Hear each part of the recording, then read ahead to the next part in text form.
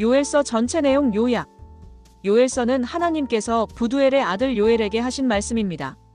선지자 요엘, 여호와는 나의 하나님은 남유다 백성에게 하나님의 심판과 회개의 메시지를 전하고 있습니다.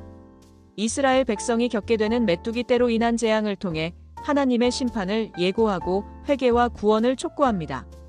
또한 하나님의 심판 뒤에 임할 회복과 구원의 약속, 미래에 임할 여호와의 날에 대한 예언을 강조합니다.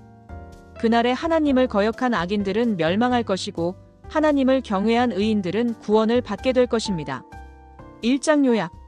1장에서는 전무후무한 메뚜기 재앙이 펼쳐집니다. 팥중이, 메뚜기, 늪, 황충이 순서대로 나타나 모든 식물을 먹어치웠습니다. 이 재앙은 단순한 자연재해가 아니라 하나님의 징계였습니다. 포도나무가 시들고 무화과나무가 말랐으며 곡식이 지나고 새 포도주가 말랐습니다. 제사장들은 성전에서 곡식 제물과 전제가 끊어져 슬퍼했고 농부들과 포도원을 다스리는 자들이 부끄러워했습니다. 요엘은 이 재앙을 통해 여호와의 날이 가까웠다고 경고했습니다. 멸망같이 전능자에게로서 오는 이 날은 크고 심히 두려운 날입니다. 선지자는 금식일을 정하고 성회를 선포하여 모든 백성이 여호와의 전으로 모여 부르짖을 것을 촉구했습니다. 2장 요약. 2장은 여호와의 날에 대한 더 구체적인 묘사로 시작됩니다. 시온에서 나팔을 불어 경고하라 하시며 어둡고 캄캄한 날, 빽빽한 구름이 끼인 날로 묘사됩니다. 많고 강한 백성이 이르렀는데 이들의 모양은 말 같고 달리는 것은 기병 같습니다.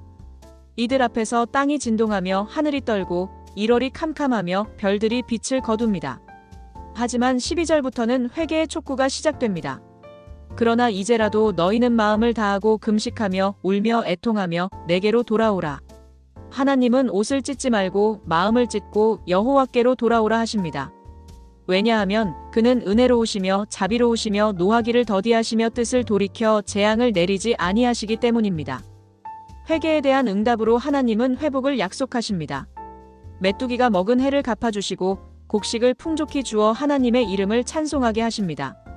전에 내렸던 비, 늦은 비, 이른 비를 그 시기에 따라 내리시고 풍성한 추수를 회복시켜 주실 것입니다. 더 나아가 28절부터는 성령 부어주심의 약속이 나타납니다. 그 후에 내가 내 영을 만민에게 부어주리니 너희 자녀들이 예언할 것이며 너희 늙은이는 꿈을 꾸며 너희 젊은이는 이상을 볼 것이며 이는 사도행전 2장 오순절 성령 강림으로 성취된 위대한 예언입니다. 32절에서는 누구든지 여호와의 이름을 부르는 자는 구원을 얻으리니라는 복음의 핵심 메시지를 선포합니다. 이는 로마서 10장 13절에서도 인용되어 만민 구원의 근거가 됩니다. 3장 요약. 3장은 최후 심판과 이스라엘의 최종 회복을 다룹니다. 여호사밧 골짜기에서 만국을 심판하실 것을 선언합니다. 여호사밧은 여호와가 심판하셨다는 의미로 최후 심판의 장소를 가리킵니다. 하나님은 이스라엘을 괴롭힌 모든 민족들을 이곳에서 심문하실 것입니다. 14절에서 사람이 많음이여 판결 골짜기에 사람이 많음이여 판결 골짜기에 여호와의 날이 가까움이로다라고 하여 최후 심판의 임박함을 강조합니다. 해와 달이 캄캄하며 별들이 그 빛을 거두는 우주적 변화 속에서 하나님이 시온에서 부르짖으시고 예루살렘에서 목소리를 발하십니다.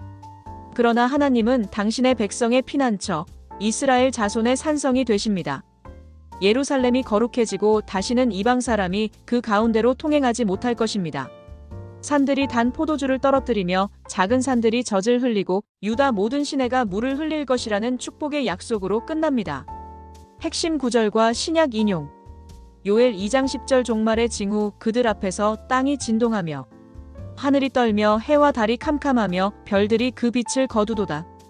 여호와께서 그 군대 앞에서 소리를 발하시니 예수님은 마태복음 24장 29절에서 종말의 징후에 대해 말씀하셨습니다. 그날 환난 후에 즉시 해가 어두워지며 달이 빛을 내지 아니하며 별들이 하늘에서 떨어지며 하늘의 권능들이 흔들리리라. 요엘 2장 28절 성령 부어주심의 예언. 그 후에 내가 내 영을 만민에게 부어주리니 너희 자녀들이 예언할 것이며 너희 늙은이는 꿈을 꾸며 너희 젊은이는 이상을 볼 것이며 그때에 내가 또 내 영을 남종과 여종에게 부어줄 것이며 이 구절은 신약시대의 성령 강림을 예언한 핵심 구절입니다. 사도행전 2장 17절 21절에서 베드로가 오순절 성령 강림 사건을 설명하며 이 구절을 인용했습니다. 이는 곧 선지자 요엘을 통하여 말씀하신 것이니 일러스되 말세에 내가 내 영을 모든 육체에 부어주리니 120명의 제자들에게 성령이 강림하시어 방언으로 말하며 예언하는 것이 요엘의 예언이 성취된 것입니다.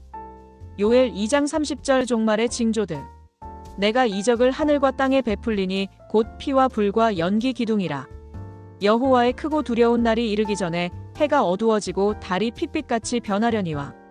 이 구절은 메시아의 재림과 최후 심판을 앞둔 종말의 징조들을 예언한 것입니다. 우주적 변화들이 여호와의 크고 두려운 날 이전에 나타날 것을 보여줍니다. 사도행전 2장 19절에서 인용되었으며 마태복음 24장 29절 그날 환난 후에 즉시 해가 어두워지며 달이 빛을 내지 아니하며와 계시록 6장 12절의 종말 징조 묘사와 연결됩니다. 요엘 2장 32절 만민 구원의 약속. 누구든지 여호와의 이름을 부르는 자는 구원을 얻으리니 이는 나 여호와의 말대로 시온 산과 예루살렘에서 피할 자가 있을 것이며 남은 자 중에 나 여호와의 부름을 받을 자가 있을 것임이니라. 이 구절은 메시아를 통한 만민 구원의 복음을 예고한 구절입니다. 여호와의 이름을 부르는 것은 신약에서 예수의 이름을 부르는 것으로 성취됩니다. 로마서 10장 13절 누구든지 주의 이름을 부르는 자는 구원을 얻으리라에서 바울이 인용했습니다. 또한 사도행전 2장 21절에서도 인용되어 오순절 이후 복음 전파의 근거가 되었습니다. 요엘서에 나타난 5번의 여호와의 날. 요엘서는 여호와의 날을 5회 언급합니다. 이는 하나님의 심판과 구원이 동시에 나타나는 날로 메시아의 초림과 재림을 모두 포함합니다. 이 여호와의 날은 양면성을 가집니다.